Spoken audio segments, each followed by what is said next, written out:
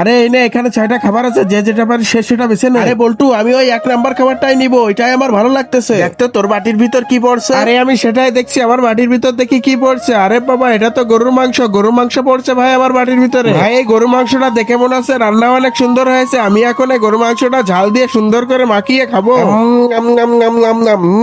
এই গরু মাংসটা খেতে যে কি মজা। আরে শালা বল্টু, তুই যদি না খাইস তা বুঝবিই নে। কাজে গরুর মাংসটা একা একা সুন্দর করে খাচ্ছে, আর ওইদিকে বল্টু নালাচ্ছে। আরে শালার মুটকার বাচ্চা, শোন, এবার আমি কি করব? আমি লুডুর গুটিটা ফেটাবো, যেই পয়েন্টটা পড়বে সেই পয়েন্টের বাটিটা আমি নিব। এই তো আমার 5 পড়েছে। আচ্ছা ঠিক আছে, আমি তাহলে 5 নাম্বার বাটিটাই নিব। দেখি এবার 5 নাম্বার বাটিতে কি আছে। 5 নাম্বার বাটিতে কি আছে সেটি দেখার আগে বন্ধুরা, একটা মা একটা সন্তানকে কত কষ্ট করে লালন পালন করে মানুষ করে সেটা তো তোমরা সবাই জানো। তাই বলছি, তুমি যদি সত্যিকারের মাকে ভালোবেসে থাকো তাহলে একটা লাইক করে সাবস্ক্রাইব করে যাও। আরে বাপরে, আমার প্লেটে এটা কি বললো? এটা তো করলা শুদ্ধ। আরে আল্লাহ, আমি করলা শুদ্ধ